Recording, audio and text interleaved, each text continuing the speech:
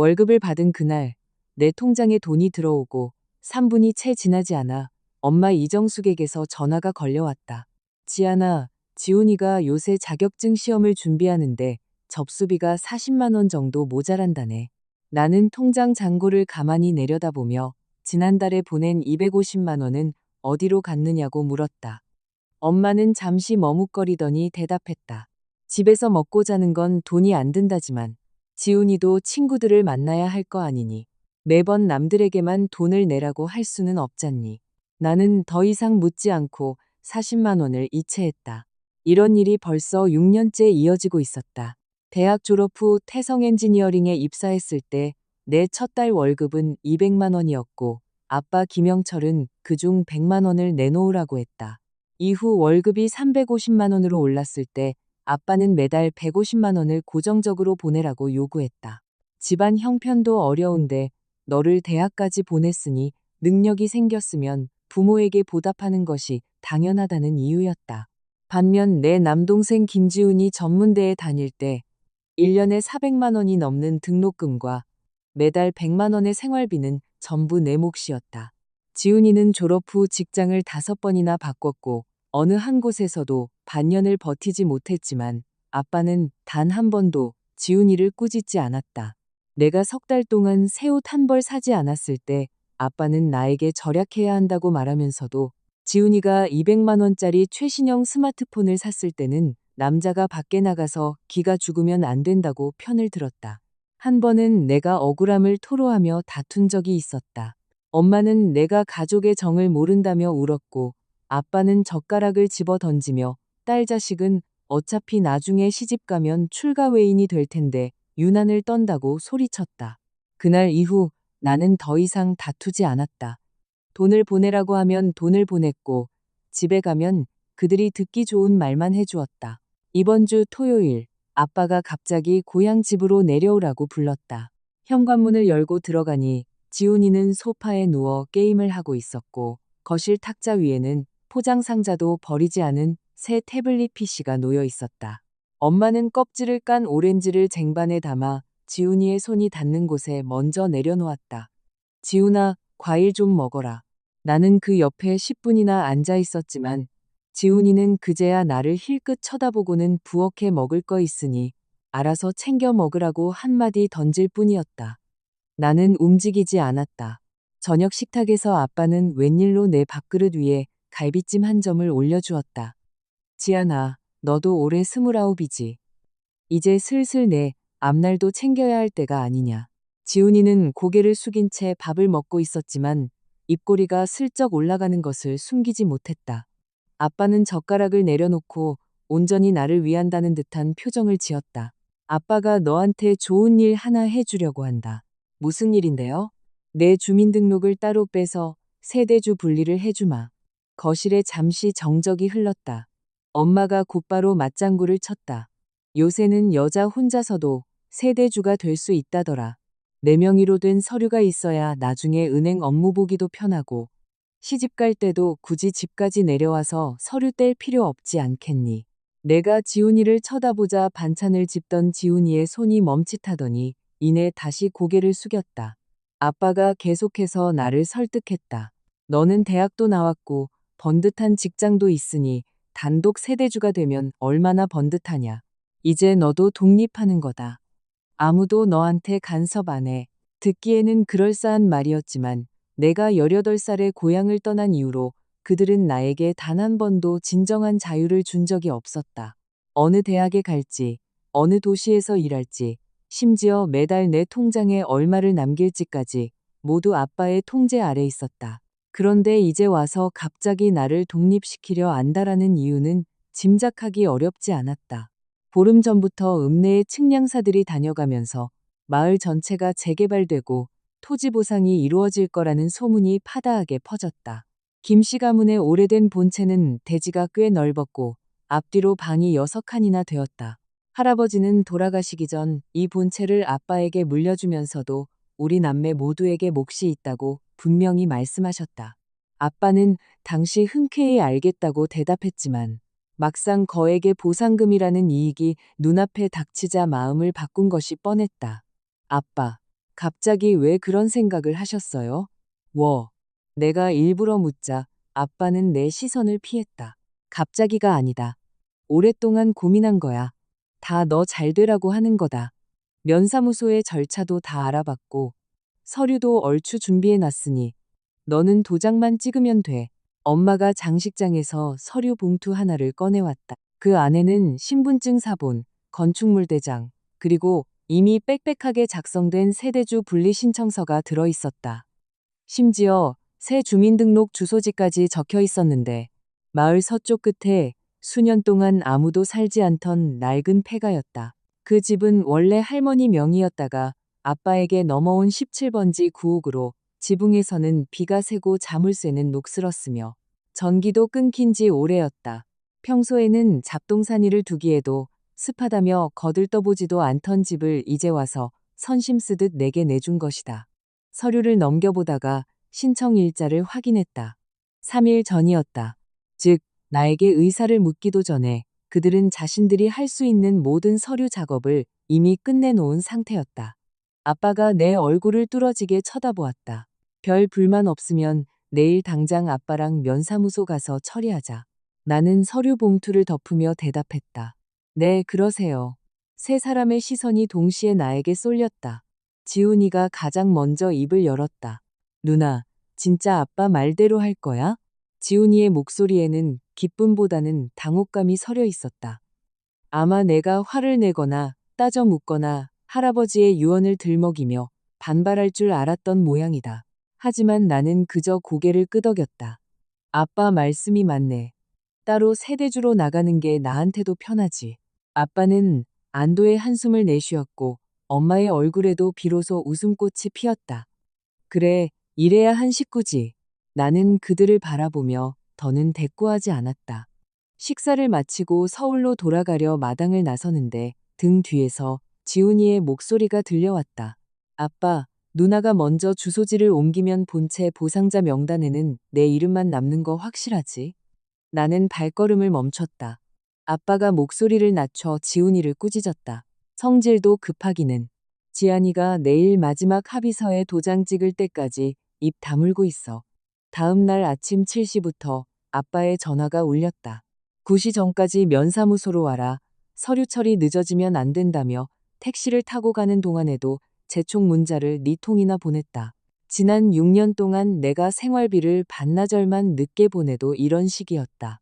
돈 문제 외에 아빠가 내게 먼저 연락하는 일은 거의 없었다. 면사무소 입구에 도착하자 지훈이가 차를 몰고 나를 마중 나왔다. 2년 전에 뽑은 그 차는 초기 자금만 500만 원이 들었는데 그중 600만 원은 내 통장에서 나갔고 나머지 900만 원은 아빠가 엄마의 노후 자금에서 헐어준 것이었다. 명의는 온전히 지훈이 앞으로 되어 있었지만 그는 내게 고맙다는 말 한마디 한 적이 없었다. 누나, 어제 아빠가 한 말 확실히 이해한 거지? 아, 뭘 이해해? 지훈이가 나를 힐끗 보았다. 주소지 분리하면 이제 각자 인생 사는 거라고. 누나 맨날 부모님이 간섭하는 거 싫어했잖아. 이제 아무도 간섭 안 하니까 누나도 좋은 거 아니야. 각자 인생 산다고? 내가 그 말을 따라하자 지훈이는 황급히 말을 바꿨다. 내 말은 서류상으로만 분리된다는 거지. 우린 여전히 한 가족이잖아. 나중에 부모님 노후는 당연히 누나랑 나랑 같이 챙겨야지. 그는 같이 챙기자고 했지만 지난 세월 동안 실제로 돈을 낸 사람은 나 하나뿐이었다. 면사무소 앞에 차가 멈췄다. 엄마는 입구에서 서류를 마지막으로 점검하고 있었다. 엄마는 나를 발견하자마자 종이 한 장을 서류 봉투 맨 밑으로 쓱 밀어 넣었다. 동작이 꽤 빨랐지만 내 눈을 피하지는 못했다. 신분증이랑 도장 다 챙겨왔니? 네. 통장 거래 내역서는요? 주소지 옮기는데 왜 거래 내역서가 필요해? 엄마의 얼굴이 굳어졌다. 마침 안에서 아빠가 걸어 나오며 말했다. 직원 말이 직장이 확실하면 처리하기가 더 수월하다더라. 내가 재직증명서를 벌써 떼왔으니 통장 내역은 안 내도 된다. 아빠가 미간을 찌푸렸다. 가져오라면 가져올 것이지.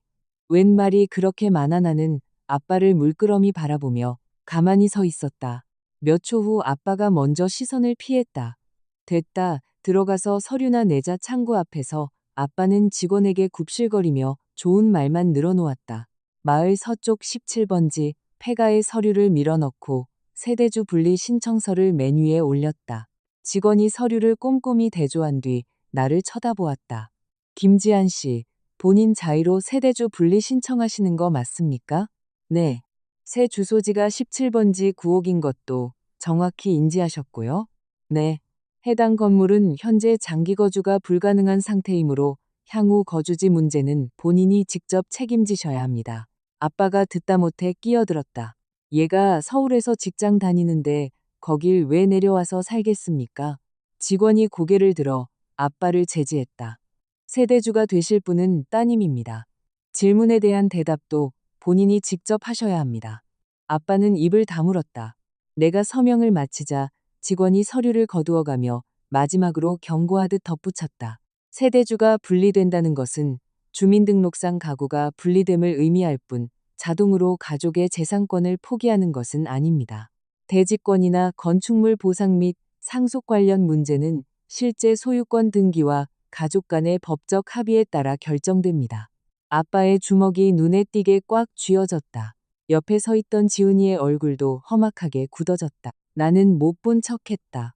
집으로 돌아오자 엄마가 상다리가 부러지도록 점심을 차려놓았다. 아빠는 귀한 술까지 한 병 꺼내왔다. 내가 고향 집에서 이런 대접을 받은 것은 지훈이가 약혼 인사를 하러 왔을 때 이후로 처음이었다. 밥을 반쯤 먹었을 때 엄마가 다시 그 서류 봉투를 꺼냈다. 지안아, 여기 가족재산 합의서라는 게 있는데 온 김에 이것도 도장 찍어라. 내 눈앞에 놓인 종이의 내용은 아주 노골적이었다. 마마을 동쪽의 본체와 향후 발생할 모든 보상 및 수익은 남동생 김지훈이 거주, 관리, 처분하며 본인은 부모의 이러한 결정을 전적으로 수용하고 향후 어떠한 이의도 제기하지 않는다. 천천히 마지막 줄까지 읽어 내려가자 이미 아빠, 엄마, 지훈이의 서명이 모두 적혀 있었고 내 서명란만 비어 있었다. 이게 무슨 뜻인가요? 이 무슨 뜻인가요? 아빠는 술잔을 든 채 평온한 말투로 대답했다. 너는 시골에 내려와서 살 것도 아니니 집을 가져봤자 소용없다.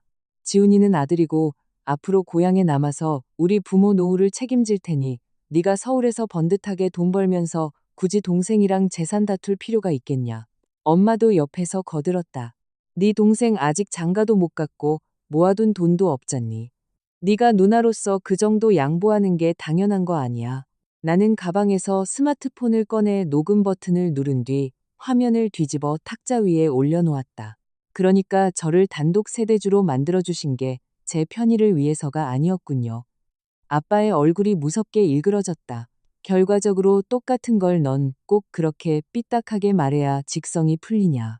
전 그저 솔직한 진짜 이유를 듣고 싶을 뿐이에요. 그래, 내가 솔직히 말해주마. 아빠가 술잔을 탁 소리나게 내려놓았다. 본체는 김씨 가문의 조상대대로 내려온 재산이니 당연히 아들에게 물려주는 게 맞다. 너는 어차피 출가외인이 될 텐데 나중에 돌아와서 지훈이 몫을 뺏어갈 수는 없는 노릇 아니냐. 나는 아빠를 똑바로 쳐다보며 말했다. 할아버지께서는 돌아가시기 전에 우리 남매 둘 다에게 몫이 있다고 하셨어요. 네 할아버지는 이미 땅속에 계신다. 아빠가 목소리를 높였다. 지금 이 집안의 가장은 나고 내 말이 곧 법이다. 방 안에 숟가락 부딪히는 소리마저 뚝 끊겼다. 지훈이가 볼펜을 내 손 쪽으로 쓱 밀었다. 누나, 그냥 도장 찍어. 나중에 부모님 편찮으시거나 큰일 생겨도 내가 누나한테 전부 떠넘기지 않을 테니까. 나는 헛웃음이 났다. 그 말은 지훈이 본인조차 믿지 않을 거짓말이었다. 나는 볼펜을 집어들고 서류 맨 밑 빈 공간에 한 줄을 적었다. 아빠가 몸을 앞으로 숙여 내가 쓴 글을 확인하더니 얼굴빛이 하얗게 질렸다. 내가 쓴 문구는 이러했다. 본 합의서는 중대한 재산권을 침해하므로 본인은 이에 절대 동의하지 않음. 아빠가 그 글씨를 뚫어지게 노려보며 소리쳤다. 너 지금 나랑 장난하냐? 제가 동의한 건 세대주 분리지. 본체에 대한 권리 포기가 아닙니다. 나는 볼펜을 탁자에 내려놓았다. 아까 면사무소 직원분도 분명히 말씀하셨잖아요. 그건 별개의 문제라고요. 엄마가 내 손목을 왈칵 낚아챘다. 지아나, 너 어쩌면 이렇게 철이 없니? 서울에서 월급도 많이 받는 애가 고향에 있는 이 낡은 집 몇 칸까지 욕심을 내서 어쩌자는 거야. 우리 지훈한테는 대체 뭐가 있다고. 나는 거실 탁자 위에 놓인 자동차 열쇠를 턱짓으로 가리켰다. 지훈이한테 뭐가 있냐고요? 제가 초기 자금을 내준 500만 원짜 차가 있고요. 제가 등록금을 전부 대줘서 마친 대학 졸업장이 있죠. 게다가 지난 6년 동안 제가 매달 집에 보낸 150만 원의 생활비도 있고 무엇보다 엄마 아빠의 끊임없는 편애가 있잖아요. 지훈이가 의자를 박차고 일어났다. 누나 꼴랑 돈 몇 푼 보태준 거 가지고 평생 생색낼 작정이야?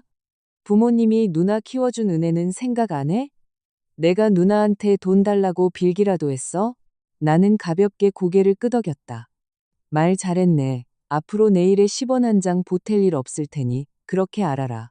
지훈이가 멈칫하는 사이 아빠가 상을 3개 내리쳤다. 너 지금 누구한테 협박질이야. 네가 김씨 집안 딸로 태어났으면 부모 부양하는 건 당연한 의무야. 동생이랑은 상관없는 일이라고. 돈이 필요할 때는 한 식구고 재산 나눌 때는 출가 외인인가요? 나는 탁자 위에 놓인 재산 합의서를 스마트폰으로 반듯하게 찍었다. 아빠. 이게 아빠가 말하는 한 식구의 방식이군요. 아빠가 당황하며 스마트폰을 빼앗으려 손을 뻗었지만 나는 서류 원본을 아빠 쪽으로 밀어주며 물러섰다. 걱정 마세요. 원본은 필요 없으니까. 세 사람의 서명이 다 들어간 이 사진 한 장이면 충분해요. 엄마의 얼굴이 흑빛으로 변했다. 너 그 사진은 찍어서 어쩌려고? 기념으로 남겨두려고요. 나는 스마트폰을 챙겨 가방을 들었다.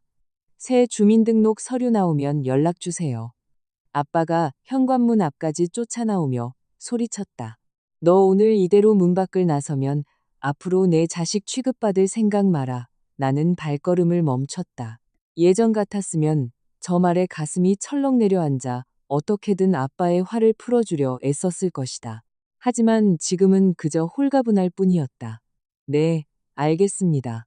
아빠는 그 자리에 얼어붙었다. 내가 이렇게 단호하게 나올 줄은 전혀 예상하지 못한 눈치였다. 서울로 돌아온 지 3일째 되는 날, 세대주 분리 심사가 통과되었다. 일주일 후 나는 새로운 주민등록표를 발급받았다. 세대주란에는 오직 내 이름 3글자만 적혀 있었다.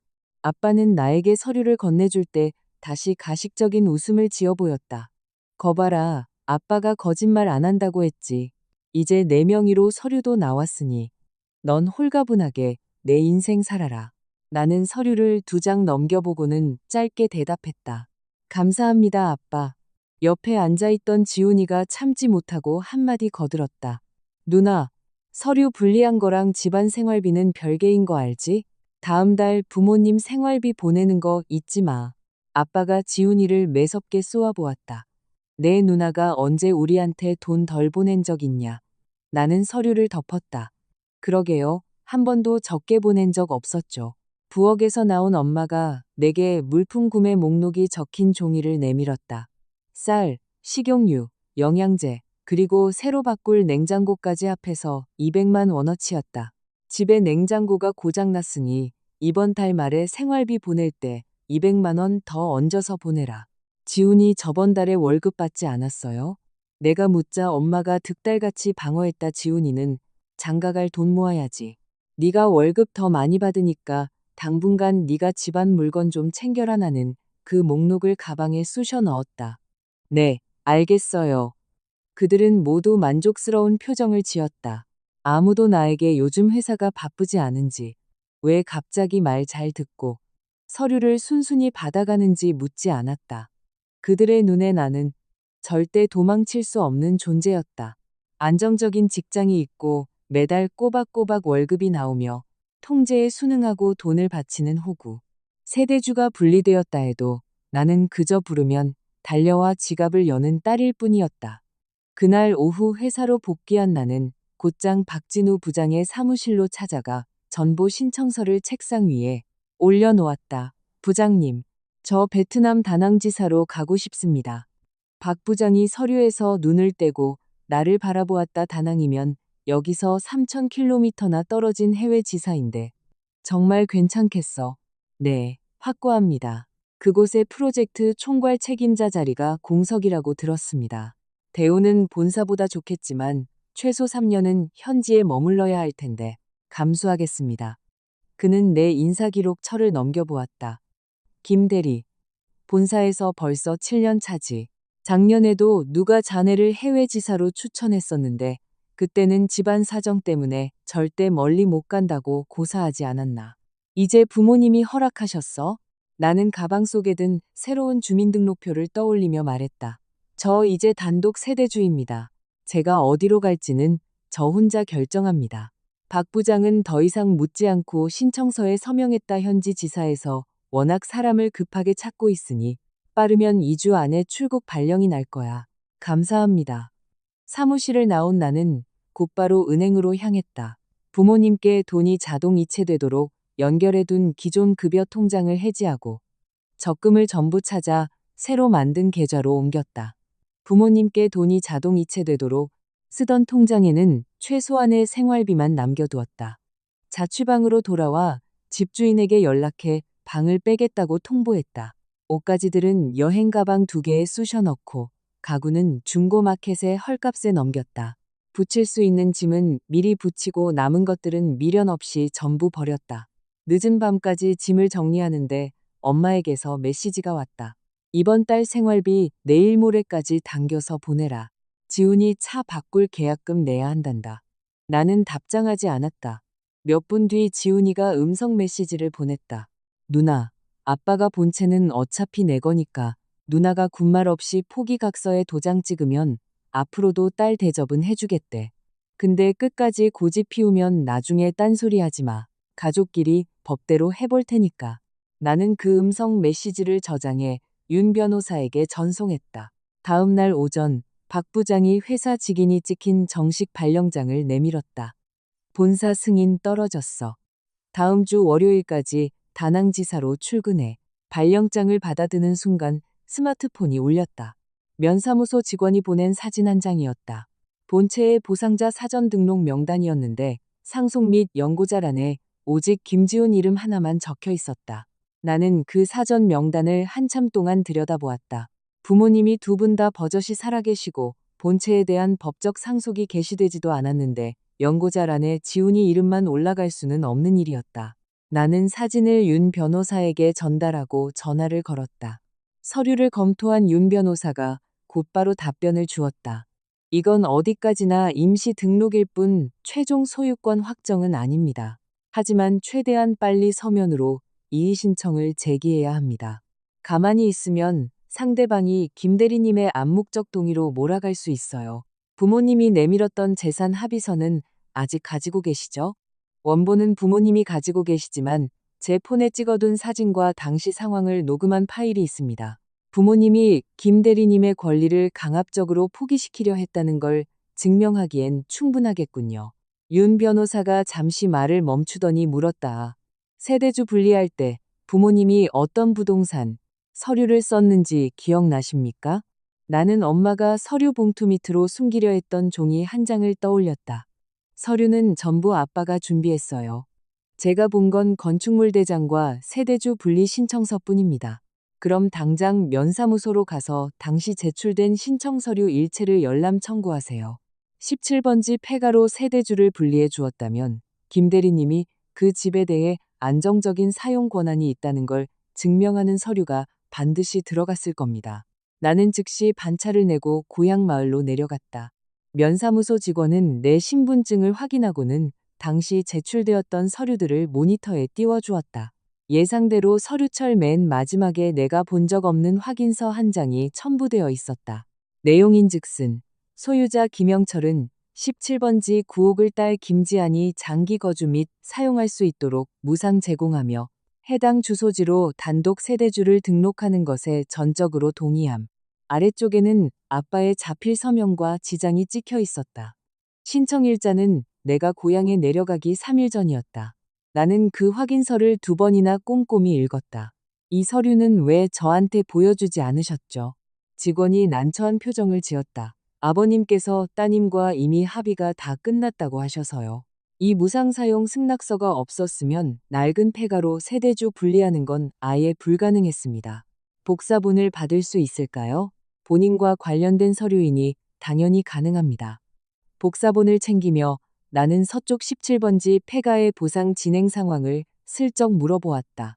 직원은 측량 지도를 모니터에 띄우더니 서쪽 일대를 가리켰다. 이번 재개발 사업이 동쪽 본체만 들어가는 게 아닙니다. 서쪽 17번지 일대도 1차 측량 범위에 포함되어 있어요. 정확한 보상 규모는 최종안이 나와 봐야 알겠지만 해당 구옥의 호적과 실제 사용 현황을 전부 등록해야 합니다. 그제야 아빠가 왜 그렇게 세대주 분리에 안달했는지 퍼즐이 맞춰졌다. 아빠는 나를 본 채 보상자 명단에서 완전히 지워버리고 싶으면서도 내게 멀쩡한 집은 단 한 채도 주기 싫었던 것이다. 그래서 마을에서 가장 쓸모없는 빚에는 폐가를 골라 내 주소지로 박아 넣었다. 하지만 아빠는 그 쓸모없는 폐가마저 재개발 보상구역에 들어갈 수 있다는 사실을 몰랐고 나를 빨리 세대주로 분리시키기 위해 무상사용 승낙서에 스스로 지장을 찍는 뼈아픈 실수를 저지른 것이다. 나는 면사무소 민원 창구에 곧바로 본체 사전 등록 명단에 대한 이의 신청서를 제출했다. 사유는 간단했다. 등록 내용이 실제 가족관계 및 재산 분배 사실과 일치하지 않으며 본인은 어떠한 권리 포기 각서에도 서명한 바 없음. 김지훈 단독 연고자 등록에 부동의함. 직원이 접수증을 내밀며 말했다. 추후 가족분들 전부 모시고 정식 심사를 진행할 날짜를 통보해 드릴 겁니다. 결과가 확정되기 전까지는 그 누구도 본인을 대신해서 권리를 포기할 수 없습니다. 나는 접수증과 복사본을 가방에 챙겨 넣었다. 면사무소 문을 나서자마자 아빠의 전화가 걸려왔다. 너 지금 면사무소 가서 서류 뒤졌냐? 소문이 생각보다 빨리 퍼진 모양이었다. 누가 그래요? 내 이름으로 된 서류인데 내가 왜 확인하면 안 됩니까? 아빠가 억눌린 분노를 터뜨렸다. 지안아, 집안일은 집안에서 문 닫고 해결해야지. 네가 멋대로 이의 신청을 꽂아버리면 남들이 우리 김씨 집안을 뭐라고 흉보겠냐. 아빠랑 지훈이가 저 몰래 제 권리 뺏어서 서류 조작할 때는 남들 시선 걱정 안 하셨어요? 전화기 너머로 잠시 침묵이 흐르더니 엄마가 전화를 빼서 들었다. 네 아빠 지금 며칠째 혈압이 올라서 약을 먹고 있다. 넌 기어이 네 아빠 뒷목 잡고 쓰러지는 꼴을 봐야 속이 시원하겠니. 당장 이의 신청 취소해라. 어차피 그깟 낡은 집 두 채 다 합쳐도 울흔찰 식구거 아니냐. 나는 접수증을 꽉 쥐며 차분하게 물었다. 한 식구거라면서 왜 보상자 명단에는 제 이름이 없죠? 엄마는 한참을 우물쭈물하다가 결국 또 그 소리를 꺼냈다. 너는 누나고 지훈이는 동생이잖니. 누나가 동생 좀 챙겨주면 덧나냐. 똑같은 레퍼토리를 6년 동안 들었다. 예전에는 내가 한 번 더 참고 넘어가면 언젠가는 가족들이 내 헌신을 알아줄 거라 믿었다. 하지만 이제 나는 알았다. 나의 양보는 그들에게 내가 만만한 호구라는 사실을 증명할 뿐이었다. 이의 신청은 취소 안 합니다. 법대로 심사받을 겁니다. 아빠가 다시 전화를 가로챘다. 잊지 마라. 서쪽 폐가 명의는 내 앞으로 되어 있어. 내가 마음만 먹으면 그 집 당장이라도 뺏을 수 있다. 나는 방금 복사해온 확인서를 쳐다보며 말했다. 아빠, 정말 확신하세요? 아빠가 직접 지장 찍어서 제출한 승낙서에는 그렇게 안 적혀 있던데요. 전화기 넘어가 돌연 쥐 죽은 듯 조용해졌다. 몇 초 뒤 지훈이가 당황한 목소리로 묻는 소리가 들렸다. 아빠, 누나가 무상사용 승낙서 복사해 간 거 아니야? 나는 그들이 말을 맞추기 전에 전화를 끊어버렸다. 서울로 돌아오자마자 윤 변호사에게 모든 서류를 넘겼다. 녹음 파일, 이체 내역, 재산합의서 사진, 세대주 분리 서류 복사본, 그리고 이의신청 접수증까지 시간순으로 정리해 완벽한 증거 세트를 만들었다. 윤 변호사가 당부했다. 17번지 폐가의 무상사용 승낙서는 세대주 분리의 합법성을 증명할 뿐 소유권 이전이 끝났다는 뜻은 아닙니다.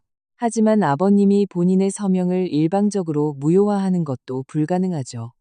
지금 가장 중요한 건 가족들이 내미는 어떤 서류에도 절대 서명하지 않는 겁니다. 만약 고향 집에서 계속 협박하거나 서류를 보내오면 즉시 저한테 사진부터 찍어 보내세요. 그리고 예전에 가족들이 보관하던 김 대리님의 신분증 사본이 있다면 그 사본이 엉뚱하게 쓰일 가능성도 대비해야 합니다. 나는 고향 집에 남아있던 용도가 적혀 있지 않은 내 신분증 사본 뭉치를 떠올렸다. 등골이 서늘해졌다. 그날 저녁 나는 대리점을 찾아가 아이의 새로운 휴대전화 번호를 하나 더 개통했다. 새 번호는 은행 업무와 회사 내부 시스템에만 연동시켰다. 기존 번호는 가족들의 연락을 증거로 수집하기 위해 살려두되 어떤 인증번호나 결제 알림도 수신되지 않도록 차단했다. 모든 금융 비밀번호도 바꿨다. 예전에 엄마는 가족끼리 비밀이 어디 있냐며 내 급여 통장 비밀번호를 알아갔었다. 내가 출장 간 사이 엄마가 내 통장으로 수백만 원짜리 가전을 결제해 놓고 사후 통보를 한 적도 2번이나 있었다.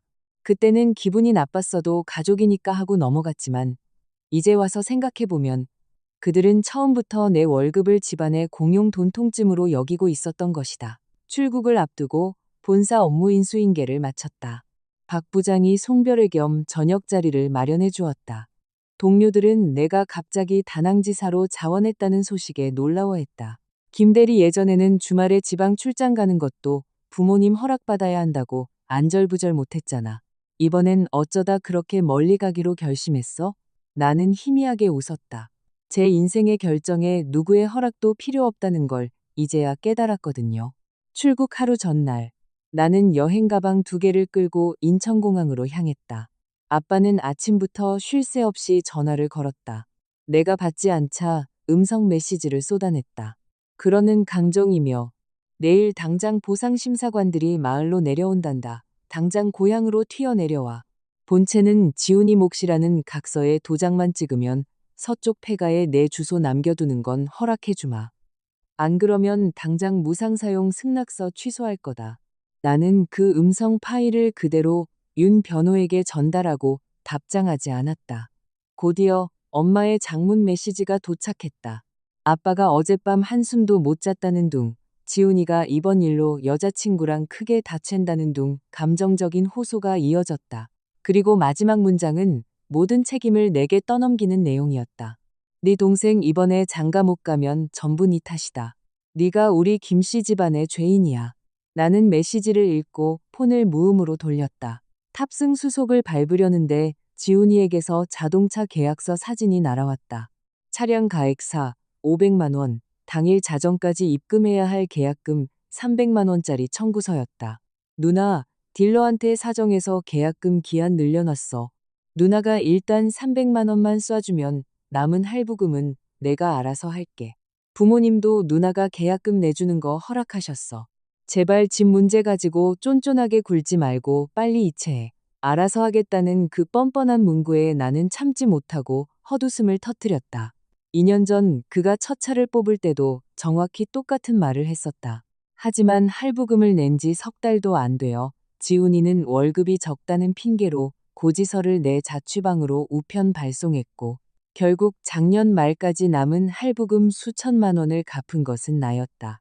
지금 멀쩡히 타고 다니는 차를 두고 또 새 차를 뽑겠다며 내게 돈을 요구하고 있는 것이다. 며칠 전 엄마가 사야 한다고 닥달했던 냉장고도 사실 지난달에 부품 수리를 마쳐 멀쩡히 돌아가고 있었다. 그들은 돈이 없는 게 아니었다. 그저 내 돈을 빼서 쓰는 것에 중독되어 있을 뿐이었다. 탑승을 알리는 안내 방송이 울렸다. 나는 가방을 고쳐 메고 탑승구로 걸어갔다. 내 인생에서 처음으로 가족들의 독촉 전화 때문에 일정을 취소하지 않은 날이었다. 6시간 후 비행기가 다낭국제공항에 착륙했다. 지사에서 보낸 차량이 미리 대기하고 있었다. 마중 나온 직원은 현장 조율을 담당하는 강태호 주임이었다. 그가 내 짐을 트렁크에 싣고 프로젝트 요약본을 건네주었다. 김 책임님, 사택은 다 청소해 두었습니다. 워낙 공기가 빡빡해서 당장 내일 아침부터 현장 투입되셔야 할 텐데 괜찮으시겠습니까? 문제 없습니다. 차가 공항을 빠져나가 다낭의 낯선 시내로 진입했다. 이곳에는 내가 부모님께 매달 150만 원을 바쳤다는 사실을 아는 사람도 없고 남동생을 위해 승진 기회를 2번이나 포기했던 과거를 아는 사람도 없다. 이곳에서 나는 오직 실력으로 평가받는 새로 부임한 현장 총괄 책임자일 뿐이었다. 그날 밤 사택의 짐을 풀고 있는데 면사무소 직원에게서 국제전화가 걸려왔다. 김지한 씨, 오늘 1차 심사가 있었는데 아버님께서 17번지 폐가의 무상사용 승낙서를 전면 철회하겠다고 통보하셨습니다. 하지만 이미 김지한 씨의 세대주 분리심사에 법적 근거로 사용된 서류라 일방적인 철회는 불가능하다고 안내했습니다. 게다가 도청에서 내려온 보상 지침을 보니 17번지 구옥은 본체와 완전히 독립된 건물로 인정되어 별도의 보상 물건으로 분류될 가능성이 높습니다. 내가 대답하기도 전에 다른 번호로 전화가 강제로 끼어들었다. 아빠였다. 전화를 받자마자 인사 한마디 없이 고함이 쏟아졌다. 지안이 너 당장 그 폐가명의 지훈이 앞으로 돌려놔. 면사무소에서 그 썩어 빠진 집도 별도 보상금이 나올 수 있다잖냐. 나는 창가로 다가가 다낭의 화려한 야경을 내려다보았다. 아빠, 그 집은 저 단독 세대주 만들어주려고 선심 쓰듯 주신 거 아니었나요? 보상금 나온다니까 갑자기 또 지훈이 집이 된 거예요? 아빠의 거친 숨소리가 수화기를 타고 들려왔다. 그 집도 원래 우리 김씨 가문 거다. 내가 누구한테 주든 내 마음이야. 넌 머나먼 외국에 나가 있으니 그 집 쥐고 있어 봤자 세금만 나간다. 네가 이번에 순순히 양보하면 과거에 네가 버릇없이 굴었던 건 다 용서해 주마. 마치 본인이 엄청난 아량을 베푸는 척 내가 천하의 불효자인 척구는 그 뻔뻔함에 치가 떨렸다. 용서요? 제가 아빠한테 빚진 거라도 있나요? 아빠가 폭발했다. 네가 머리 좀 컸다고 아주 눈에 뵈는 게 없지. 너 지금 어디야? 내가 당장 서울 본사 쳐들어가서 네 상사들한테 다 까발려 줄 테니까. 늑간년이 집안 어른을 어떻게 기만했는지. 아빠, 이건 가족 재산 문제입니다. 회사랑은 아무 상관없어요. 상관이 왜 없어? 부모 말도 안 듣는 독종을 어느 회사가 책임자 자리에 앉혀준단 말이냐. 과거의 나였다면 아빠가 회사에 찾아가 행패를 부릴까봐 벌벌 떨며 그가 원하는 대로 돈을 송금했을 것이다. 회사 동료들이 내 집안의 구질구질한 실체를 알게 될까봐 지난 7년 동안 전전긍긍하며 살아왔으니까. 하지만 지금 나는 서울에서 3,000km나 떨어진 베트남에 있었다. 찾아가고 싶으시면 마음대로 하세요. 전 내일 출근해야 해서 이만 끊겠습니다. 협박이 전혀 먹히지 않자 당황한 아빠가 연달아 10번 넘게 전화를 걸어왔지만 나는 전부 수신겁으로 돌려버렸다. 다음 날부터 나는 본격적으로 현장 업무에 투입되었다. 다낭지사의 설비 교체 프로젝트는 베트남 하청 업체와의 갈등으로 2달째 중단된 상태였고 납기일까지는 고작 90일밖에 남지 않았다. 책상 위에는 베트남어로 된 도면과 해결해야 할 문제 목록이 산더미처럼 쌓여 있었다. 아침 일찍 현장에 나가 밤늦게까지 회의실에서 도시락을 까먹으며 일했다. 몸은 피곤했지만 정신은 오히려 맑아졌다. 이곳에서는 내가 쏟아부은 1분, 1초가 오롯이 나의 경력과 실력으로 쌓이고 있었다. 아무도 내 지갑을 당연하다는 듯이 열어젖히지 않았고 남동생의 길을 살려주기 위해 내 앞날을 희생하라고 강행하지 않았다. 월급날 내 통장에는 처음으로 부모님 계좌로 빠져나가는 자동 이체 내역이 찍히지 않았다. 본사 급여에 해외 파견 수당까지 더해진 꽤 큰 금액이 새 통장으로 고스란히 입금되었다. 나는 현지 생활비를 조금 빼두고 나머지는 전부 고금리 적금에 묶어버렸다. 저녁 8시 엄마에게서 메시지가 왔다. 돈이 왜 아직 안 들어오니? 10분 뒤 엄마는 지훈이 차 계약금과 영양제 목록을 들이밀며 재촉했다. 은행 이체가 오류난 거 아니니 당장 다시 보내라. 내가 답장을 하지 않자 8시 반에 지훈이의 번호로 전화가 걸려왔다. 수화기 너머에서는 엄마의 날카로운 목소리가 들렸다. 김지안, 너 은행에 문제 생겼니? 왜 이번 달 150만 원이 안 들어와? 은행은 아무 문제 없습니다. 그럼 당장 폰 뱅킹으로 보내. 이제부터 매달 고정적으로 150만 원씩 보내던 거 안 할 겁니다. 엄마가 충격받은 듯 몇 초간 숨을 멈추더니 더듬거리며 물었다. 너 지금 뭐라고? 부모님 두 분의 합리적인 병원비나 식비는 제가 상황 봐서 실비로 부담할게요. 하지만 지훈이 차 할부금, 걔 데이트 비용, 나중에 결혼할 돈은 지훈이가 알아서 벌어서 쓰라고 하세요. 부모님도 국민연금이랑 노령수당 나오시잖아요. 꼭 필요한 돈이 있으면 영수증 첨부해서 보내세요. 예전처럼 아무 이유 없이 부르는 대로 뜯어가는 짓은 더 이상 안 당합니다. 엄마의 목소리가 찢어질 듯 높아졌다. 우리가 널 어떻게 키웠는데 이제 와서 부모한테 영수증을 끊어오라고? 네 동생 월급 200만 원 남짓인 거 알면서 걔가 무슨 수로 차를 사고 장가를 가. 지훈이가 돈이 없는데 왜 사?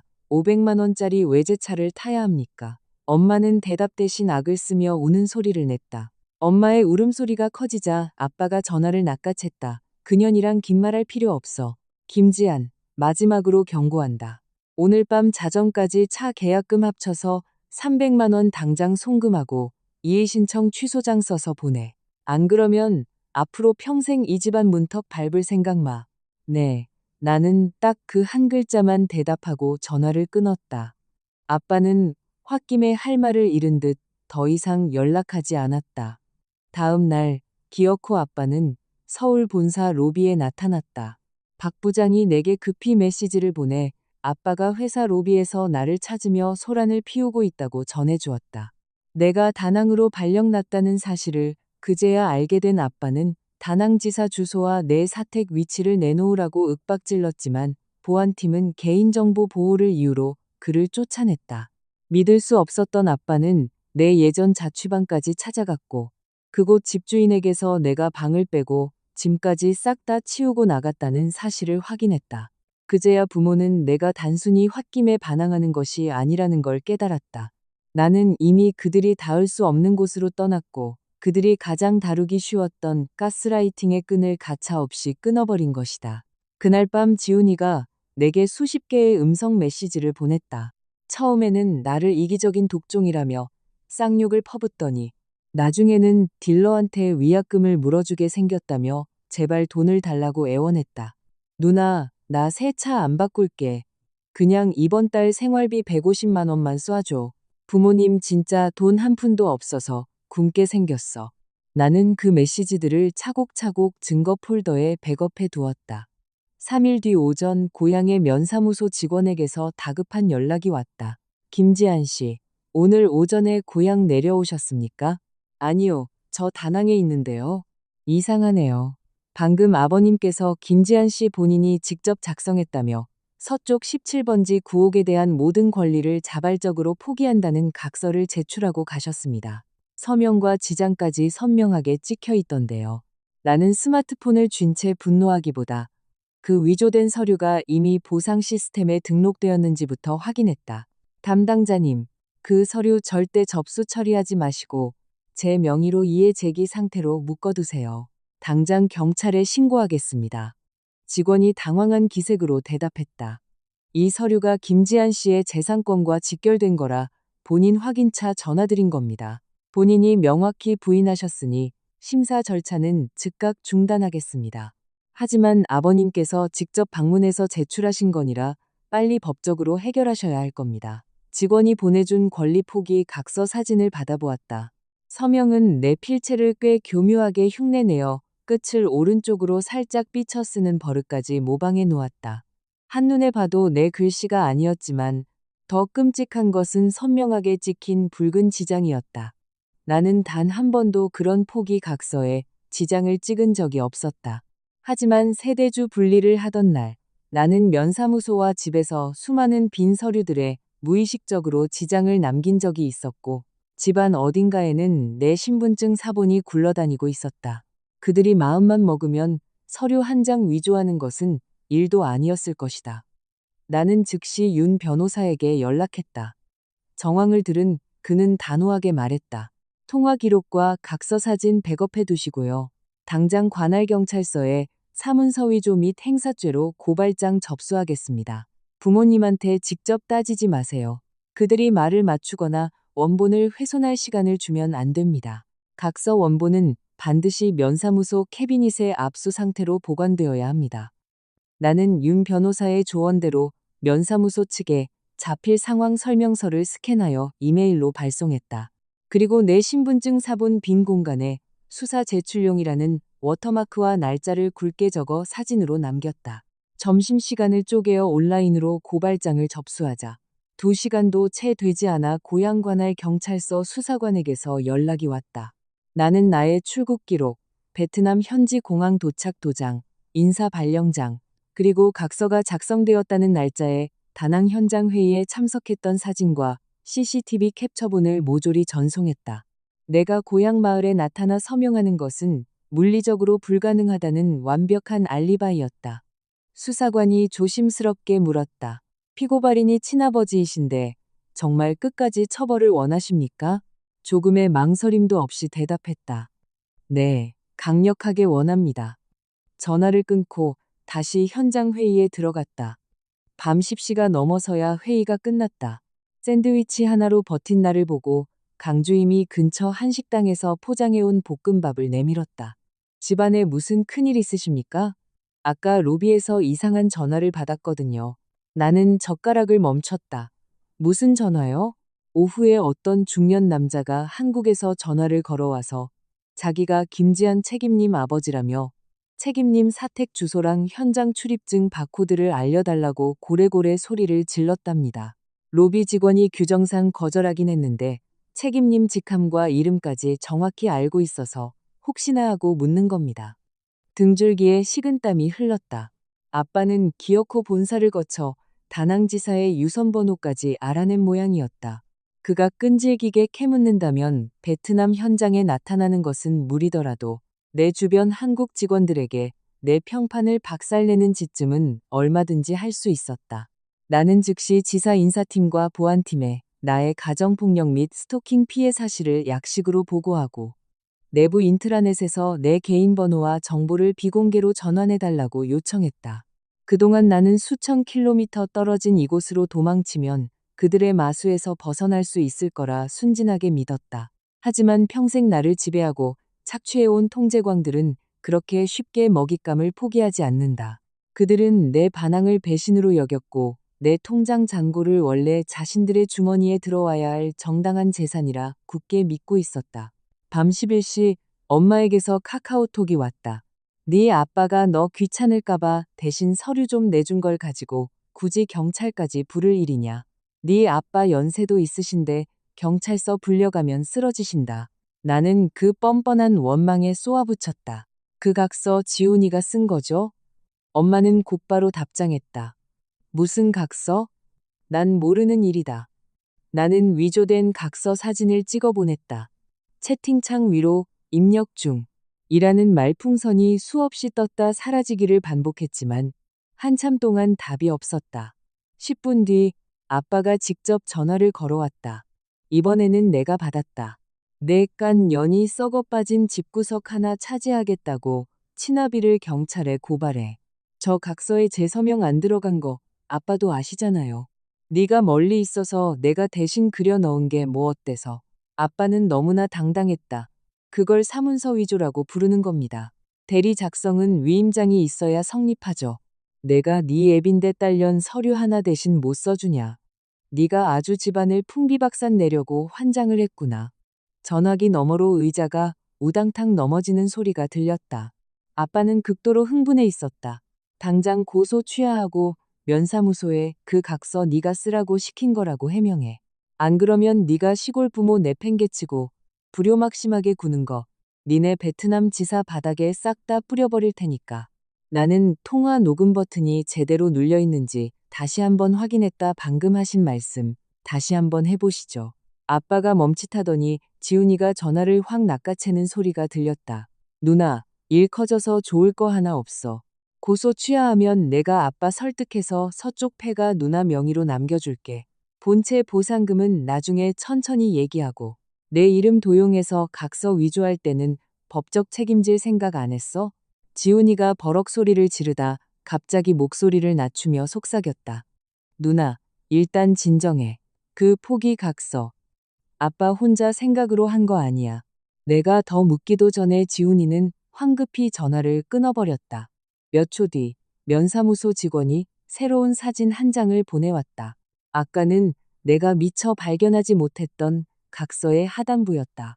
놀랍게도 그 위조된 포기각서의 보증인 란에는 마을보상대책위원회의 실무 책임자인 정 사무장의 직인이 선명하게 찍혀 있었다. 다음 날 아침, 나는 정 사무장의 직인이 찍힌 각서 사진을 윤 변호사에게 보냈다. 사건의 성격이 완전히 달라졌다.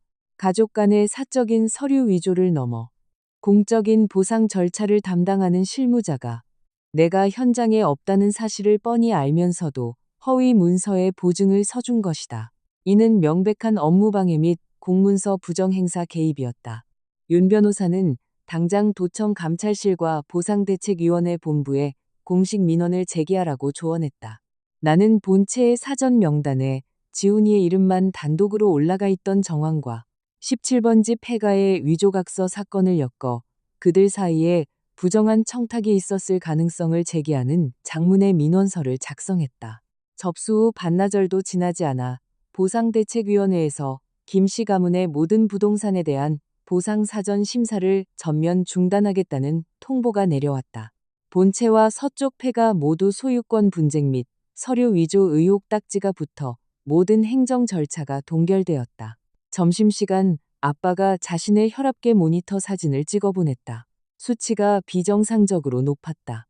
옆에는 온갖 혈압약 상자들이 널브러져 있었다. 다 너 때문에 화병 난 거다. 일말의 양심이라도 있으면 당장 도청 민원 취하해라. 예전 같으면 심장이 덜컥 내려앉아 덜덜 떨며 요구를 들어주었겠지만 이제 나는 건조하게 답장했다. 혈압 높으시면 약 잘 챙겨 드시고 위급하면 119 부르세요. 민원 취하는 없습니다. 곧바로 엄마의 전화가 걸려왔다.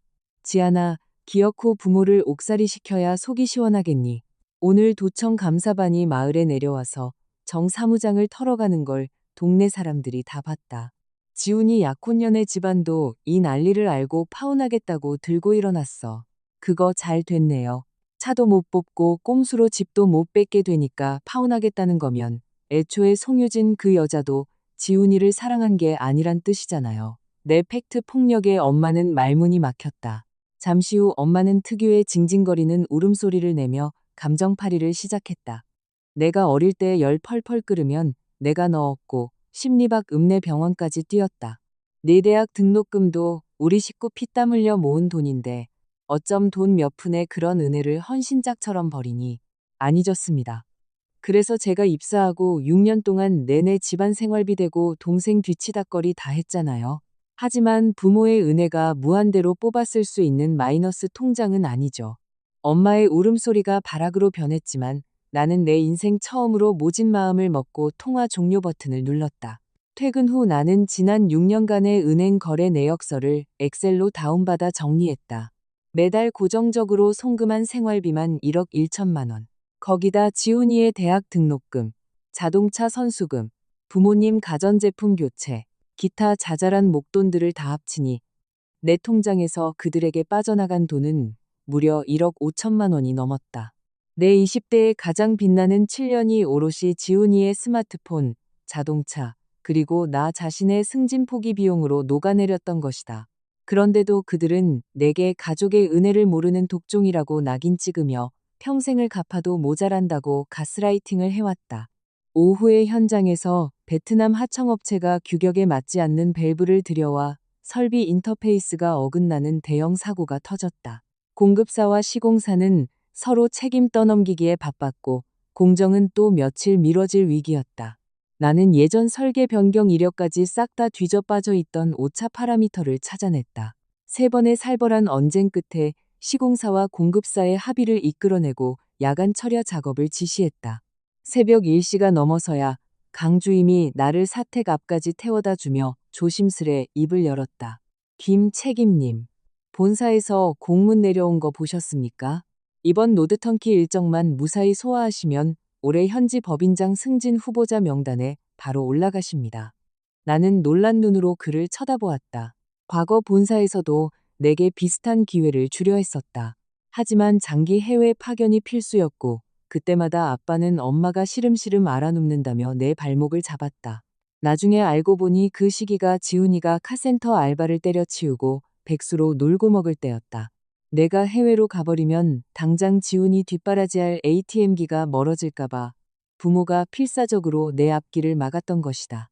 이번엔 놓치지 않겠습니다. 나는 더 이상 집에 가서 상의해보겠다는 나약한 소리를 하지 않았다. 다음 날 오후 고향 경찰서 수사관이 전화를 걸어왔다. 위조된 포기각서 원본을 국과수에 넘겼는데 서명은 김영철 씨가 본인 필체를 모방해 그렸다고 자백했습니다.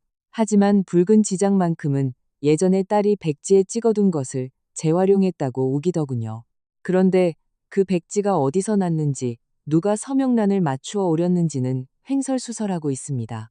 게다가 정 사무장은 자기는 김영철 씨가 가져온 서류에 도장만 찍어줬을 뿐 따님이 현장에 없었다는 사실은 몰랐다고 오리발을 내밀고 있습니다.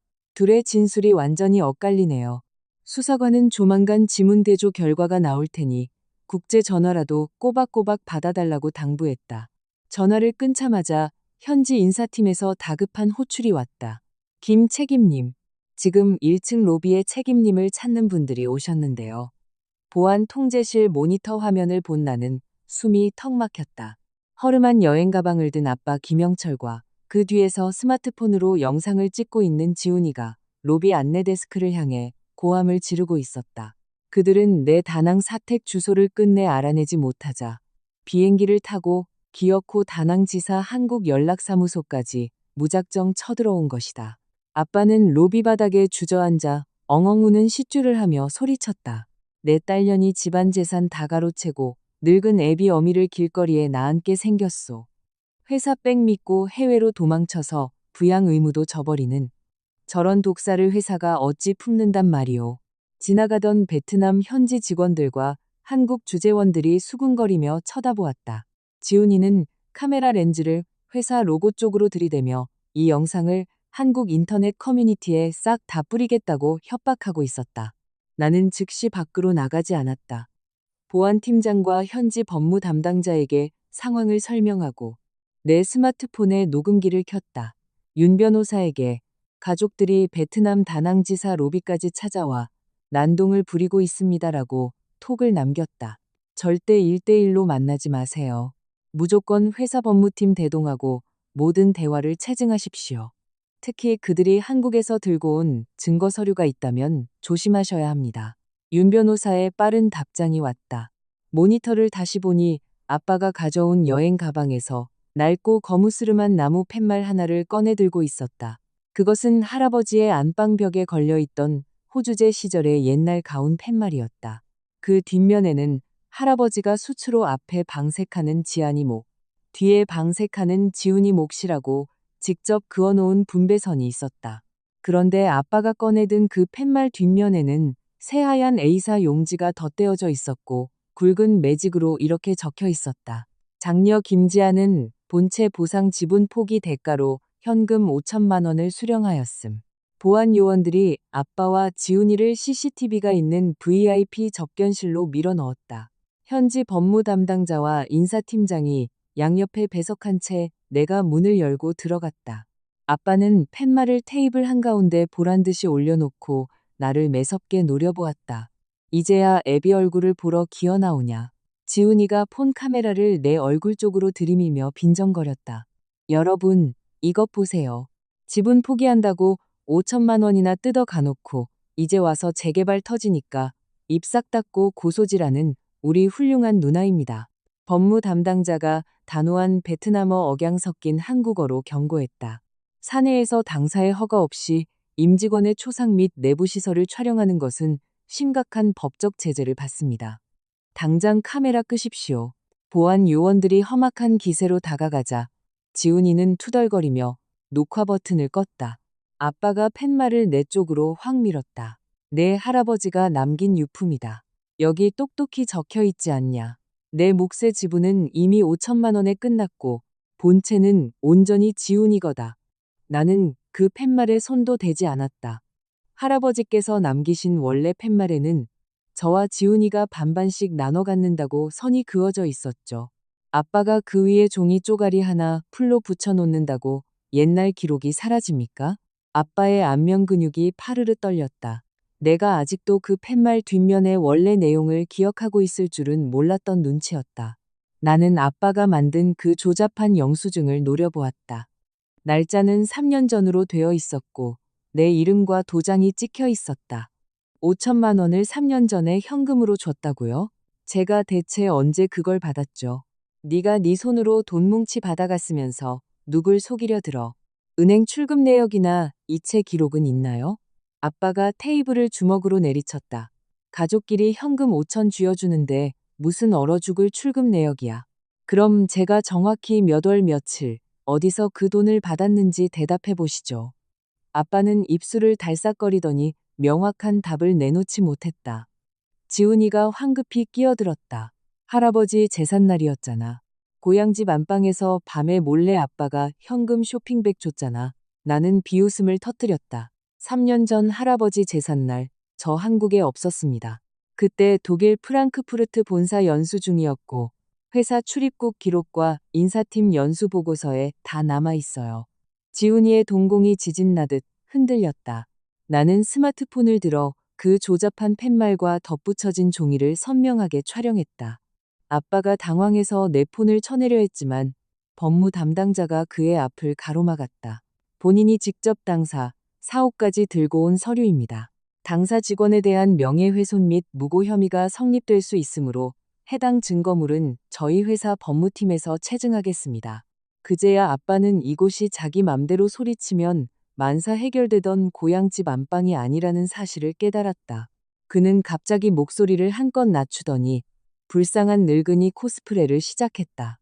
지아나, 애비가 뼈 빠지게 비행기 타고 베트남까지 와서 이러는 건 다 너랑 화해하고 싶어서다. 경찰 고소랑 도청 민원만 취하해 다오. 그럼 앞으로 매달 150만 원씩 보내던 생활비도 깎아주고 서쪽 17번지 폐가 보상금도 너한테 넘겨주마. 넘겨주는 게 아니죠. 원래 제 몫인 건데 선심 쓰듯 말하지 마세요. 그리고 서류 위조 건은 이미 제 손을 떠났습니다. 경찰과 도청에서 알아서 할 일이에요. 너 끝까지 말 한마디로 가족을 사지로 몰아넣을 작정이냐. 아빠의 인내심이 바닥났다. 물론이죠. 아빠는 종이 한 장, 글씨 한 줄로 제 인생을 사지로 몰아넣으려 했잖아요. 분노가 극에 달한 아빠가 팻말을 우악스럽게 낚아채 여행 가방에 쑤셔 넣었다. 법무 담당자가 증거물 훼손 소지가 있다며 막아서려 했지만 아빠는 가방을 끌어안고 패악을 부렸다. 이거 내 집안 물건이야. 아무도 손대지 마. 나는 굳이 말리지 않았다. 이미 고화질 사진을 찍었고 방 안의 CCTV가 모든 상황을 녹화하고 있었다. 보안 요원들에게 끌려나가며 아빠가 뒤를 돌아보며 악을 썼다 후회하게 될 거다. 최종 심사 떨어지면 넌 그깟 패가 보상금 10원 한 장 못 건질 줄 알아. 나는 대꾸조차 하지 않았다. 그들이 로비를 빠져나간 뒤 사무실로 돌아오자 밖에서 대기하던 강주임이 따뜻한 베트남 커피를 건네주었다 가셨습니까? 네. 숙소 옮기시는 게 낫지 않겠습니까? 괜찮습니다. 내일 비행기로 한국 쫓겨가실 분들인데요. 뭘? 바로 그때 엄마에게서 사진 한 장이 전송되었다. 서쪽 17번지 폐가였다. 원래 굳게 닫혀있던 녹슨 철문이 박살나 있었고 무너진 지붕과 벽돌 잔해들이 마당을 뒹굴고 있었다. 그 폐허덤이 한가운데서 지훈이가 커다란 대형망치를 들고 서 있었다. 엄마의 메시지가 이어졌다. 내 아빠가 베트남에서 전화 왔다. 내가 끝까지 뻣뻣하게 군다면서 넌 이제 끝이다. 건물이 무너졌으니 폐가 보상금은 물 건너갔다. 곧이어 면사무소 직원에게서 전화가 걸려왔다. 김지한 씨, 큰일 났습니다. 오늘 도청 실사단이 17번지 폐가 현장 확인을 나갔는데 건물이 반파되어 있었습니다. 지훈 씨 말로는 어젯밤 폭우에 자연 붕괴됐다고 주장하는데 현장 쓰레기 더미에서 철거 전문 용역 영수증이 발견됐습니다. 놀랍게도 의뢰인란에 김지한 씨 이름이 적혀 있었습니다. 나는 즉각 현장 보존을 지시했다. 담당자님, 절대 현장 치우지 못하게 폴리스 라인 쳐주세요. 그 용역 영수증 당장 지문 채취하라고 경찰에 넘길 겁니다.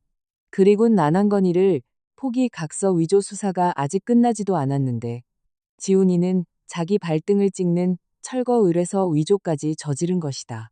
이쯤 되면 이건 분노 조절 장애나 충동적 행동이 아니라 그들의 치졸한 밑바닥이 여실히 드러난 셈이다. 엄마는 내가 침묵하자 다급해졌는지 연달아 톡을 보냈다. 내 집 내가 허무는데 무슨 죄가 되냐. 지훈이는 아빠 심부름만 한 거다. 민원 취하하면 이 일은 없던 걸로 해주마. 나는 엄마의 모든 톡을 캡처한 뒤 면사무소 담당자에게 다시 전화를 걸었다. 폐가 손괴 정도가 심합니까? 지붕이 다 날아갔고 동쪽 벽이 무너졌습니다. 실사단이 철거 중지 명령을 내리고 경찰에 인계했습니다. 용역업체 말로는 지훈 씨가 50만 원을 성금 전액으로 주고 누나 이름으로 영수증을 끊어달라고 했답니다. 지훈이는 매번 내게 월 150만 원 생활비를 뜯어낼 때는 돈 한 푼 없다고 죽는 소리를 하더니 내 집을 부수기 위해서는 그깟 50만 원을 숨도 안 쉬고 결제했다. 그들은 건물을 박살내서라도 내 단독 보상 자격을 박탈하고 싶었던 것이다. 나에게 10원 한 장 떨어지는 꼴을 보느니 차라리 폐허로 만들어버리겠다는 신보 윤 변호사에게 연락이 왔다. 철거 용역업체 사장이 경찰에 진술을 마쳤습니다. 지훈 씨가 의뢰한 게 맞고 김영철 씨가 전화로 딸이 시킨 일이라며 허위 보증을 섰답니다. 물론 통화 녹음도 확보됐고요. 이로써 건물의 자연 붕괴 주장은 허위로 판명났습니다. 그럼 제 보상 자격은 어떻게 됩니까? 비록 건물이 반파되었지만 고의적인 불법 훼손의 경우 파손 이전의 온전한 상태를 기준으로 보상가액을 산정하는 특례 조항이 적용될 수 있습니다. 오히려 지훈 씨와 아버님은 타인 명의의 재물 손괴 및 사문 서위조 혐의가 추가될 겁니다. 경찰 조사가 속도를 내기 시작했다. 2장의 위조 서류 포기각서와 철거 의뢰서에 적힌 내 이름의 필적이 동일인의 것이라는 감정 결과가 나왔다. 아빠는 자신이 내 필체를 흉내낸 것은 인정하면서도 백지 서류에 지장을 찍어둔 건 원래 내 습관이었다는 황당한 주장을 굽히지 않았다. 하지만 도청 조사반은 정 사무장의 책상 서랍에서 또 다른 충격적인 문서를 찾아냈다. 정 사무장이 보상대책위원회에 정식으로 올리기 전 임시로 작성해둔 본체 및 17번지 폐가 일괄 보상자 명단이었다. 거기에는 두 건물 모두 연고자가 김지훈 단독으로 기재되어 있었다. 내가 이의 신청을 조금만 늦게 했더라면 두 집의 보상금은 고스란히 지훈이의 주머니로 들어갔을 것이다. 내가 세대주 분리를 빌미로 받은 번듯한 서류는 그저 나를 본체에서 합법적으로 내쫓기 위한 미끼였을 뿐이었다. 오후 무렵 다낭 현장의 인터페이스 오류가 완벽히 수정되었다는 보고가 올라왔다. 다시 시스템을 가동하자 안정적인 그래프가 모니터에 떠올랐다. 새벽 2시 품질 검수통과 사인이 떨어지자 통제실에서 박수가 터져 나왔다. 다낭에 부임한 후 내 손으로 이뤄낸 첫 번째 메인 공정 완료였다. 한국에서 6년 동안 내내 집안의 독촉 전화에 시달리며 화장실에서 울음을 삼키던 과거의 내 모습이 아스라이 스쳐 지나갔다. 지사장은 그 자리에서 본사에 내 승진과 특별 상여금을 상신하겠다고 약속했다. 사택으로 돌아오는 길, 아빠에게서 장문의 카카오톡이 와 있었다. 집구석을 이 꼴로 만들어 놓고 너 혼자 잘 먹고 잘 사니까 좋냐. 할아버지가 지하에서 통곡을 하실 거다. 나는 긴 말 대신 3년 전 출장 기록 증명서와 다낭 로비에서 찍은 조잡한 팻말 사진을 묶어서 전송했다. 덧붙인 종이 아래로 희미하게 비치는 원래의 분배선이 선명했다. 몇 분 뒤 아빠는 나를 김씨 집안 친척 50여 명이 모여있는 카톡방에 초대했다. 들어오자마자 고모, 삼촌, 사촌들이 번갈아가며 나를 꾸짖었다. 지안아, 아무리 그래도 딸이 남동생이랑 재산 싸움하는 거 아니다. 부모 고소는 천륜을 저버리는 짓이야. 나는 그들의 메시지에 일일이 대꾸하지 않았다. 대신 내가 지난 6년간 보낸 1억 5천만 원의 이체 내역, 엑셀 파일, 지훈이가 내 집을 때려 부수는 철거 현장 사진, 그리고 위조된 각서의 국과수 감정 결과를 차례로 채팅방에 업로드했다. 친척 단톡방은 순식간에 절간처럼 조용해졌다.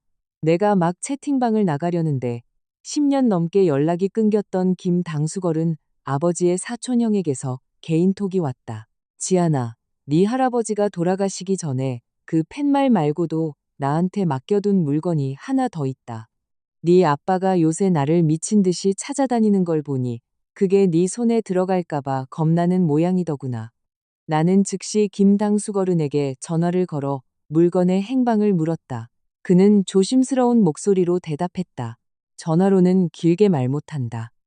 며칠 뒤 바람 좀 잠잠해지면 내가 어떻게든 서울에 있는 윤 변호사에게 전달해 주마. 하나만 명심해라. 네 할아버지는 본체를 지훈이 혼자 차지하라고 말씀하신 적 단 한 번도 없다. 나는 그에게 윤 변호사의 사무실 주소와 연락처를 남겼다. 다음 날 오전 보상대책위원회의 1차 조사 결과가 발표되었다. 서쪽 17번지 폐가는 고의적 훼손으로 판명되어 철거 직전에 온전한 건물이 있었던 것으로 간주, 단독 보상 심사를 진행하기로 확정되었다. 지훈이의 허접한 자작극이 오히려 내 보상 자격을 법적으로 완벽하게 굳혀준 꼴이었다. 동시에 정 사무장은 보상대책위원회에서 직위 해제되었고 직무유기로 경찰 조사를 받게 되었다. 그날 점심 뜻밖에도 엄마가 전화를 걸어왔다. 이번엔 악을 쓰거나 울지 않고 주변의 눈치를 보듯 목소리를 바싹 낮추었다. 지안아, 김당숙이 너한테 연락했니? 아니요, 안 했는데요. 근데 갑자기 그건 왜 물으시죠? 엄마가 헛기침을 했다. 네, 할아버지가 노망이 나서 돌아가시기 전에 헛소리를 적어놓은 종이가 하나 있나 본데 괜히 그거 보고 남의 말에 휘둘리지 마라. 이 집안의 진짜 주인은 네 아빠다. 엄마가 횡설수설하며 방어막을 칠수록 김당숙어른이 쥐고 있는 증거가 치명적이라는 사실만 증명될 뿐이었다. 할아버지가 노망이 나서 쓰셨다는 게 뭔데요? 난 모른다. 어쨌든 옛날 종이 쪼가리 하나 때문에 지훈이 장가길 막지 마라. 그럼 내 도장 위조해서 각 썼을 때는 지훈이 장가길 막힐 거 걱정 안 하셨어요? 내 차가운 반응에 엄마는 서둘러 전화를 끊어버렸다. 이틀 뒤 김당숙어른이 윤 변호사 사무실에 나타났다. 모든 교부 과정은 동영상으로 녹화되었다. 당숙어른이 꺼낸 것은 누런 서류 봉투 하나였다. 그 안에는 할아버지의 자필이 선명한 가족 재산 분배 지정서 원본이 들어 있었다. 12년 전 날짜로 작성된 그 문서에는 명확히 적혀 있었다. 본체 앞쪽 방 3칸과 대지는 장녀 김지안의 몫으로, 뒤쪽 3칸은 장손 김지훈의 몫으로 영구히 지정한다. 보증인 란에는 김당숙어른과 마을 이장, 그리고 젊은 시절의 아빠 김영철의 서명과 도장까지 완벽하게 찍혀 있었다. 그뿐만이 아니었다. 봉투 안에는 낡은 우체국 통장 복사본 하나가 더 들어 있었다. 할아버지 명의의 그 통장에서 마지막으로 인출된 금액은 정확히 5천만 원. 인출 일자는 할아버지가 돌아가시기 딱 3일 전이었고 출금 전표의 대리인 서명은 김영철이었다. 옛날 할아버지가 돌아가시기 전 나와 지훈이 몫으로 쌈짓돈을 쪼개주겠다고 하셨는데 아빠는 장례를 치른 후 병원비로 다 썼다며 오리발을 내밀었던 그 돈 5천만 원이었다. 아빠가 다낭에 들고 와서 내가 3년 전에 보상 지분 포기 대가로 받았다고 우겼던 그 5천만 원이 실은 할아버지가 남긴 유산이었던 것이다. 김당숙어른은 윤 변호사에게 씁쓸하게 덧붙였다. 형님이 눈 감기 전에 신신당부했소. 영철이 저놈이 아들만 감싸고 돌면 이 분배 지정서랑 통장 사본을 지안이한테 주라고.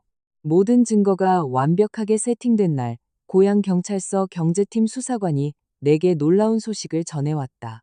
내가 3년 전에 5천만 원을 수령했다는 그 조잡한 영수증에 대한 자금 추적 결과가 나왔다는 것이다. 지훈이가 다낭에 찾아와 아빠 옆에서 맞장구를 치며 내가 돈을 받았다고 박박우겼는데 경찰이 지훈이의 3년 전 계좌를 압수수색해보니 충격적인 진실이 드러났다. 그 5천만 원은 아빠가 나에게 준 포기 대가가 아니라 지훈이의 약혼녀 송유진이 지훈이에게 신혼집 인테리어 비용으로 임시 융통해준 현금이었다. 지훈이는 재개발 보상금만 나오면 그 돈을 2배로 뻥튀기해서 갚아주겠다고 유진을 속였고 유진이 혹시나 하는 마음에 5천만 원을 건네며 녹음해둔 통화 파일이 경찰에 제출된 것이다. 통화 녹음 속에서 지훈이는 득이양양하게 떠들고 있었다. 유진아, 걱정 마. 우리 누나 세대주 분리해서 쫓아냈고 서쪽 폐가 명의도 뺏었어. 포기각서 구청에 다 넘겼으니까 본체는 오롯이 내 거야. 보상금 나오면 네 돈부터 제일 먼저 챙겨줄게. 이 녹음 파일은 지훈이가 아빠의 문서 위조에 가담했을 뿐만 아니라 그 사실을 적극적으로 이용해 약혼녀에게 사기를 쳤다는 명백한 증거였다. 유진은 이 모든 개막장 드라마의 전말을 알고 난 뒤도 돌아보지 않고 파혼을 선언했으며 지훈이를 사기 혐의로 고소해버렸다. 다급해진 아빠는 유진의 입을 막기 위해 읍내의 동네 건재상 최 사장에게 돈을 빌려 내 예전 급여 통장으로 5천만 원을 무통장 입금하려 시도했다. 내 계좌에 5천만 원이 꽂히면 거봐라. 지안이가 돈 받은 거 맞지 않냐며 경찰과 유진을 속일 얄팍한 속셈이었다. 하지만 나는 윤 변호사의 조언에 따라 그 수상한 입금액을 출처불명이의 신청으로 은행에 묶어버렸고 최 사장마저 경찰에 추궁해 김영철이 부탁해서 대신 송금해줬다고 실토하면서 그들의 조작극은 완벽하게 산산조각이 났다. 모든 책임을 타인에게 전가할 길이 막히자 아빠 김영철은 마침내 고향의 가족조정센터에 조정을 신청했다.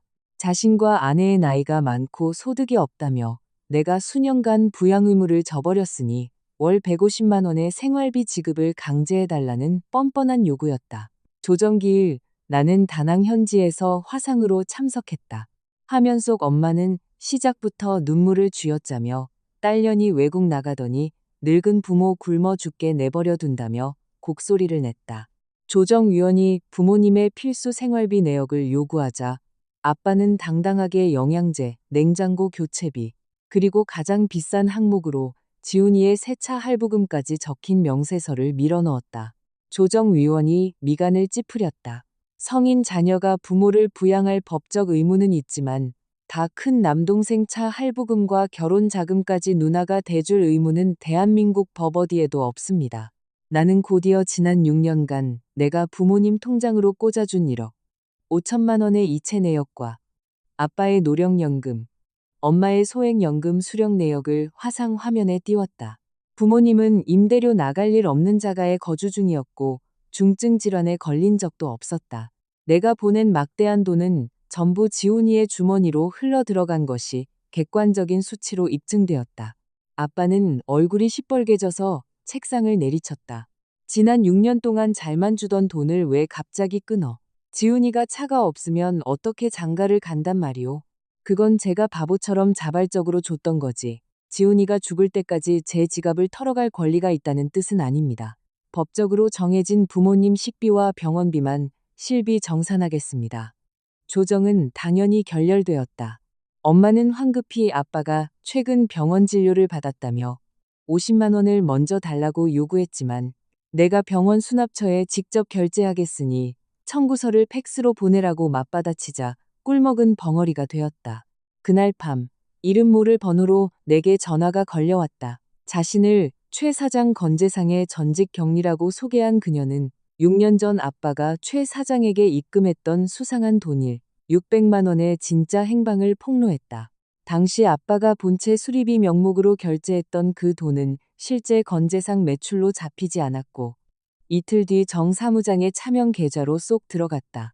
그 돈이 바로 정 사무장이 내 세대주 분리 신청과 포기 각서 위조를 눈 감아주는 대가로 챙긴 뇌물이었다. 심지어 그 일, 600만 원은 내가 대학 졸업 후 첫 해에 집에 보냈던 내 피 같은 첫 월급이었다. 아버지는 딸이 벌어온 돈으로 딸의 권리를 말살할 뇌물을 찔러준 것이다. 나는 통화 녹음본을 조사위원회와 경찰에 넘겼고 정 사무장은 뇌물수수 혐의로 긴급 체포되었다. 궁지에 몰린 아빠는 결국 김 당수거른을 통해 내게 백기투항을 시도했다. 서쪽 17번지 폐가 보상금은 포기할 테니 본체 보상금만 지훈이와 나눠 갖자며 형사 고소를 취하해 달라는 애원이었다. 나는 콧방귀를 뀌었다. 내 집 부수고 서류 위조해서 사기친 범죄를 왜 재산 분할 협상 카드로 퉁치려 드는지 이해할 수 없었다. 범죄는 범죄고 상속은 상속이었다.